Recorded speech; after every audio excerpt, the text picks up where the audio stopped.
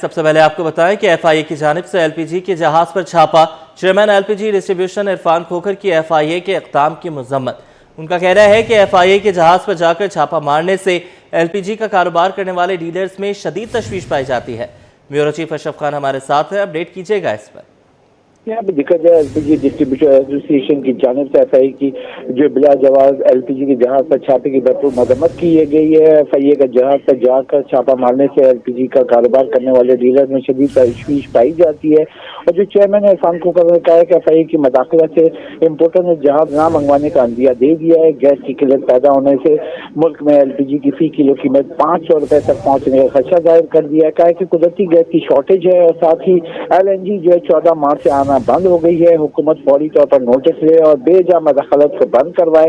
عرفان کھوکھر نے کہا ہے کہ وزیر اعظم اس معاملے کا فوری نوٹس لیں، ورنہ غریب کا چولہا رمضان میں بند ہو جائے گا۔ اس وقت دیکھا جائے ملک بھر میں جو گیس کی قلت ہے، جیسے کہ اور ٹائمنگ میں جو ہے جو سحری اور افطار میں جو ہے گیس کی جو سپلائی کی جاتی ہے اس میں بھی شکایت آ رہی ہوتی ہے۔ یہاں عوام جو ہے وہ گھریلو صارفین زیادہ تر ایل پی جی یوز کر رہے ہیں۔ اس وقت ایل پی جی کی جو سرکاری قیمت 225 روپے جبکہ مارکیٹ میں 280 سے 290 روپے کلو بک رہی ہے۔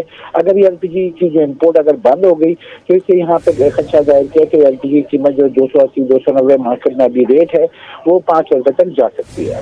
یہ بتائیے گا اشرف خان کے چھاپا مارنے کی وجہ کیا پیش آئی؟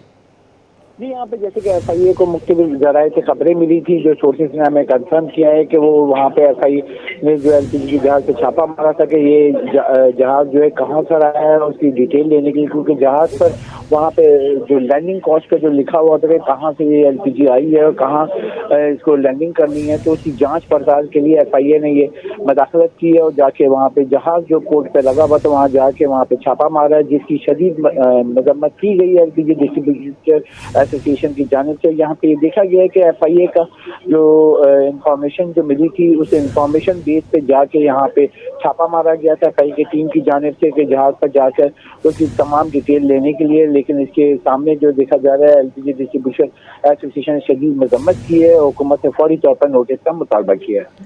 ٹھیک ہے اشرف خان، آپ ہمارے ساتھ ہی موجود رہیے۔ اسی پر بات کرنے کے لیے چیئرمین ایل پی جی ڈسٹریبیوشن عرفان کھوکھر ہمارے ساتھ موجود ہیں۔ عرفان صاحب، بہت شکریہ آپ کے وقت کا۔ کہیے گا ایف آئی اے کی مداخلت پر کیا موقف ہے آپ کا؟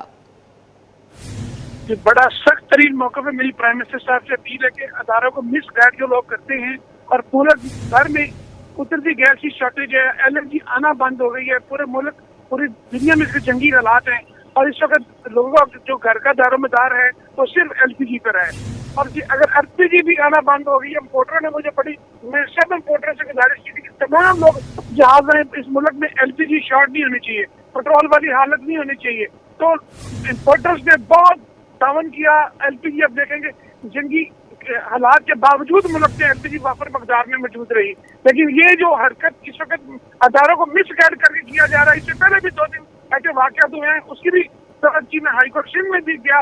بات یہ ہے کہ یہ اداروں کو مس گائیڈ کر کے اس ملک میں کیا کرنا چاہتے ہیں یہ لوگ، یہ انرجی کرائسس بڑھے گا، اس انڈسٹری ایل پی جی انڈسٹری پر بات ہوگی، آگے عوام پہ یہ بوجھ پڑے گا، ایل پی جی نایاب ہو جائے گی، ایل پی جی قیمت 500 روپے سے بھی کراس کر دے گی، غریب سرکاری قیمت اوگرا نے جو مقرر کی وہ 225 روپے کے جی ہے، آپ دیکھیں قیمتیں کہاں اوپر جا رہی۔ یہی وجہ ہے میری پرائم منسٹر پاکستان سے اپیل ہے، خدا کا نوٹس لیں اور اس ذمہ داروں کو جو مس گائیڈ کرتے ان کو کیفر کردار تک پہنچائیں۔ جی، جو مس گائیڈ کر رہے ہیں ان کو کیفر کردار تک پہنچایا جائے۔ بہت شکریہ آپ کا عرفان کھوکھر صاحب، چیئرمین ایل پی جی ڈسٹریبیوشن ہمارے ساتھ موجود تھے۔ بیورو چیف اشرف خان بھی ہمارے ساتھ ہے، آپ کا بھی شکریہ۔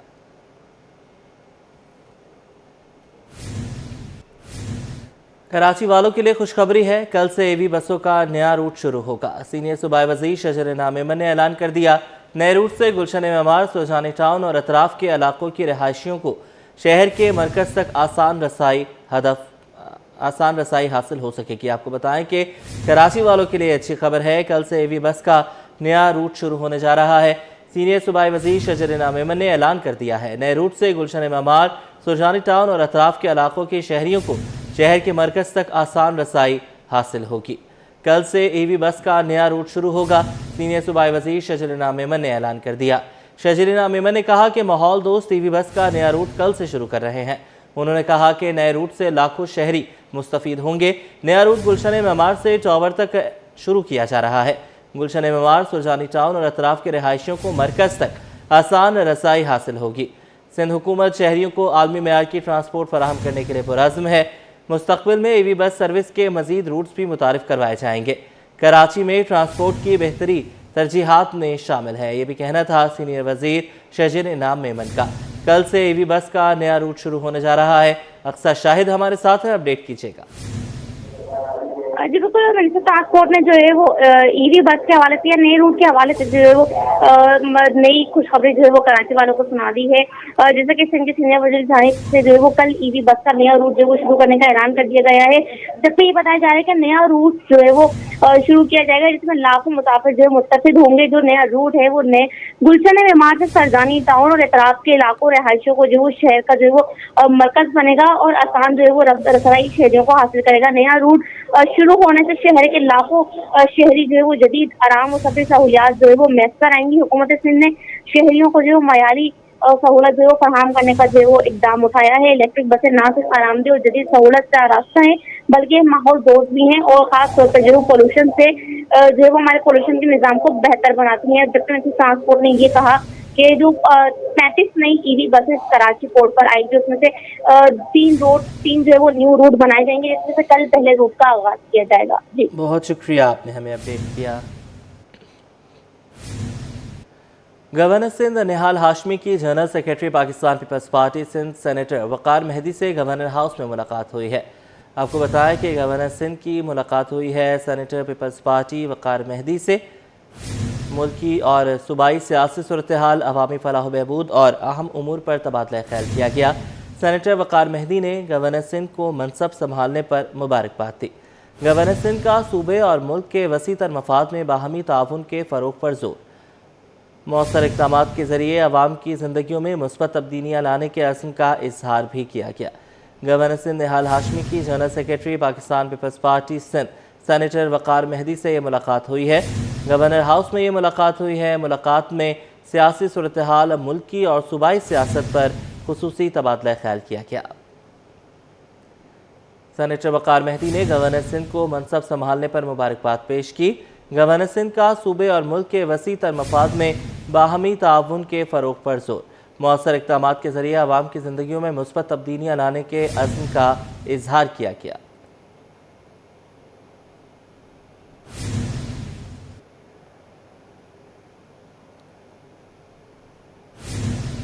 براہ راست چلیں گے، گورنر سندھ نہال ہاشمی میڈیا سے گفتگو کر رہے ہیں۔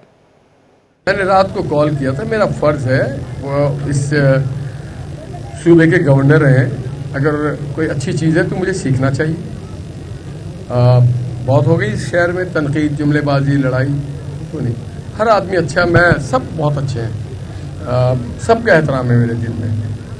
کچھ ان سے بھی پوچھ لیجئے اور پھر آپ، یہ مذہبی امور کے وزیر ہیں، آپ کچھ پوچھ رہے تھے۔ میں نے گورنر سندھ نہال ہاشمی صاحب کی پریس کانفرنس دیکھی تھی اور انہوں نے اعلان کیا تھا کہ گورنر ہاؤس میں سحری اور افطاری جو ہے ہوگی، تو یقین کریں میں نے بھی وہ پریس کانفرنس سن کے میں آیا ہوں۔ میں نے روزہ بھی رکھا ہوا ہے اور میں پاکستان میں ہم رہتے ہیں، ہماری اپنے خوشیاں غم سانجھے ہیں، عید و ہولی و ہم مل کر مناتے ہیں، ہمارے ورد جو ہے وہ بھی ہم اب رکھتے ہیں، مگر میں نے 13واں روزہ میرا تھا، تو میں نے بھی سمجھا کہ گورنر صاحب نے جو کراچی کے صوبہ سندھ کے بچوں کو، خواتین و حضرات کو مدعو کیا ہے، تو میں نے بھی یہ سعادت افطاری کی حاصل کی ہے۔ یہی پاکستان کا خوبصورت چہرہ ہے کہ تمام مذاہب کے لوگ ایک دوسرے، یہاں پہ میں نے ہندو بھی دیکھے افطاری میں اور مسیح بھی ہمارے تھے، تو مسلمان بھائی بھی تھے، تو یہ سکھ بھی تھے، تو یہ مذہبی ہم آہنگی کا بھی یہ گورنر ہاؤس یہ آج منظر پیش کر رہا ہے۔ تو میں سمجھتا ہوں ہمارے گورنر نہال ہاشمی صاحب ایک ویژنری لیڈر ہے ہمارے، اور ان کا اپنا ویژن ہے۔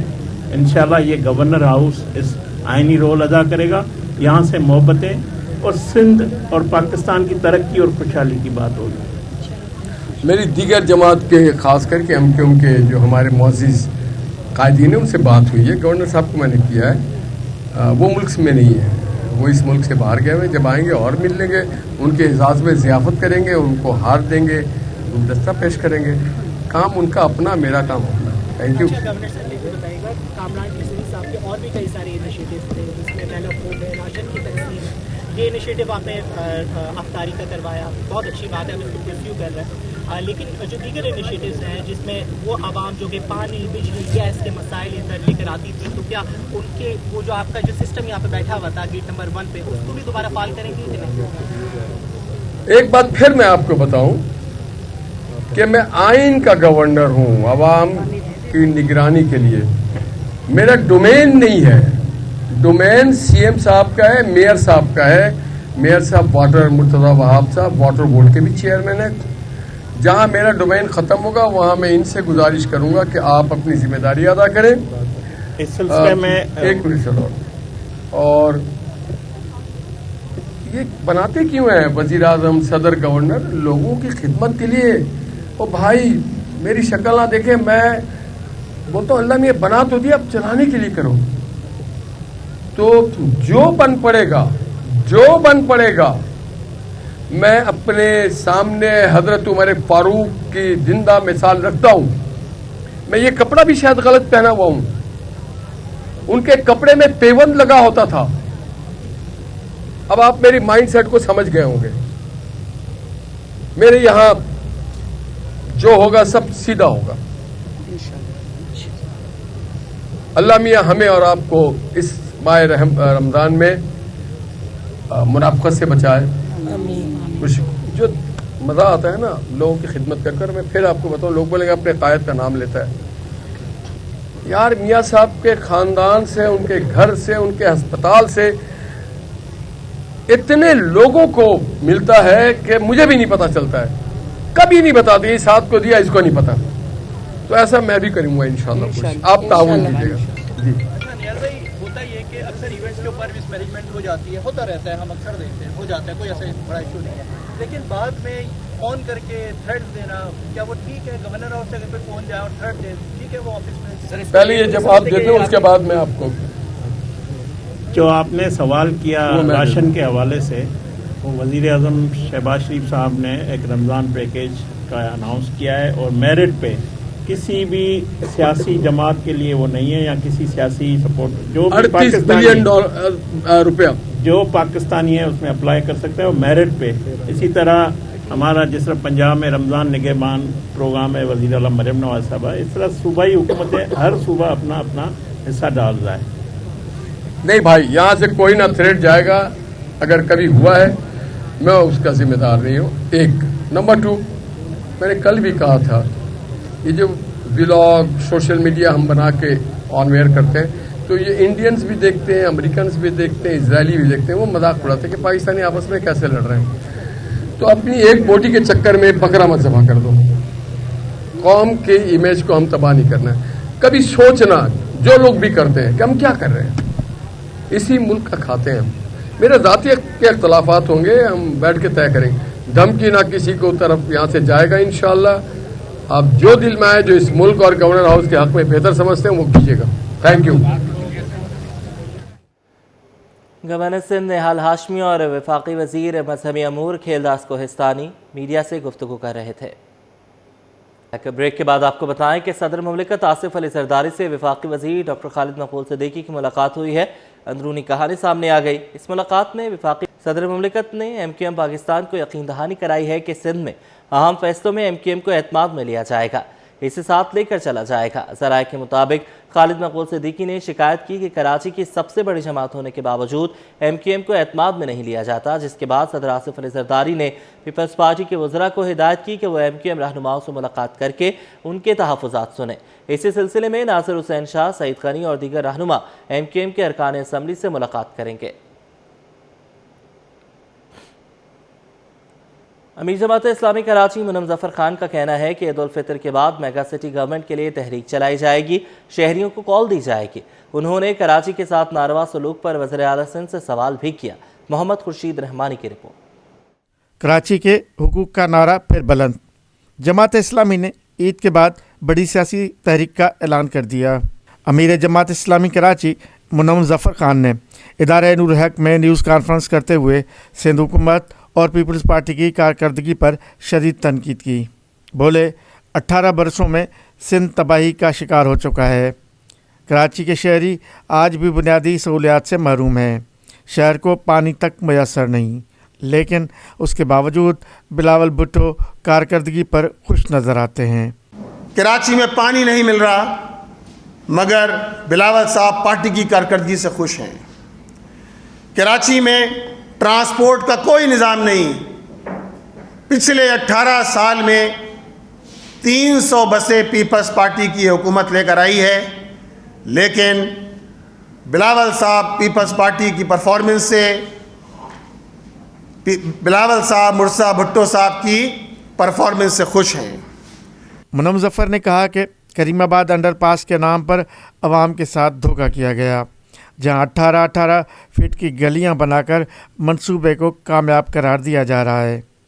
उन्होंने सवाल किया कि बिलावल भुट्टो बताएं, शहर के बड़े तरक्याती मंसूबे आखिर क्यों मुकम्मल नहीं हो सके। जिस तरह आपने करीमाबाद अंडरपास बनाया है, जिस जगह अंडरपास की ज़रूरत नहीं थी, आपने 400 करोड़ रुपए खर्च करके 3 साल लगा दिए और 2 पतली गलियां आपने बनाई हैं जो 18 फीट की गलियां हैं। 18 फीट की गलियां हैं। अमीर जमात इस्लामी कराची ने ऐलान किया कि ईद उल फितर के बाद मेगा सिटी गवर्नमेंट के क़याम के लिए तहरीक चलाई जाएगी और शहरियों को इस जदोजहद में शरीक होने की कॉल दी जाएगी। ये भी कहा कि ईद के बाद KMC में अदम एतमाद की तहरीक पर भी काम किया जाएगा। कैमरामैन शाहजेब रज़ा के साथ Mohammad Khurshid Rahmani, city 21। Jamaat Islami public add committee की जानिब से गुलजार हिजरी में अवामी दावत इफ्तार का अहतमाम किया गया, जिसमें जमात इस्लामी के रहनुमाओं समेत अवाम की बड़ी तादाद शरीक हुई। शाहरुख शाह से मज़ीद जानेंगे, बताइएगा। जी बिल्कुल, देखें इस वक्त मैं आपको रिपोर्ट कर रहा हूँ गुलिस्तान जौहर गुलजार हिजरी से, और जमात इस्लामी की जो पब्लिक एड कमेटी है उसकी जानिब से एक गेट टुगेदर और इफ्तार डिनर का एहतमाम किया गया है। इस वक्त जो है वो हमारे साथ जमात इस्लामी के रहनुमा मौजूद हैं, उनसे बात कर लेते हैं। जमात इस्लामी गुलिस्तान जौहर और गुलजार हिजरी के जो है वो बहुत सारे कारकुनान इस वक्त इफ्तार में मौजूद हैं। जी सर, बताइएगा आज इफ्तार के हवाले से और जो मुसलमानों पे जुल्म हो रहा है उसके हवाले से भी आप लोगों ने स्पीचेस किए हैं, बताइए। बिस्मिल्लाहिर्रहमानिर्रहीम। रमज़ानुल मुबारक के महीने का इख्तिताम है। आज पब्लिक एड कमेटी गुलजार हिजरी की तरफ से यहाँ पर एक अवामी इफ्तार है। मुआशरे के अंदर जितने मज़लूम हैं उनको यकजा करना, उन्हें मुत्तहिद करना, उनकी मदद के लिए पहुँचना, ये जमात इस्लामी का तरीक़ा है।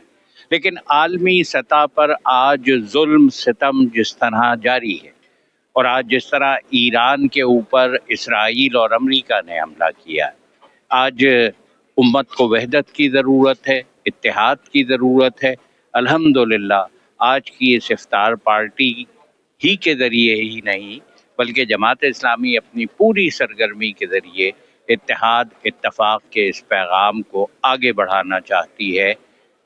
फ़लस्तीन के मज़लूमों की मदद के लिए आज इंसानियत को यकजा होना होगा।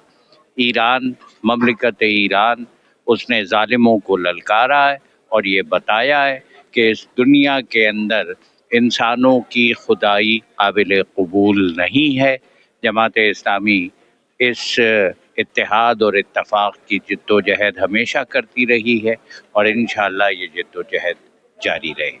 जी बिल्कुल, बहुत शुक्रिया। और इस वक्त जो है वो कारकुनान की बड़ी तादाद यहाँ पे जो है वो जमात इस्लामी की मौजूद है और मुख्तलिफ मकातब फ़िक्र से ताल्लुक़ रखने वाली शख्सियात भी यहाँ पे जो है वो यकजा होकर इफ्तार कर रही हैं और एक अवामी जो है वो ये इफ्तार है जो कि जमात इस्लामी के ज़ेर एहतमाम किया गया है।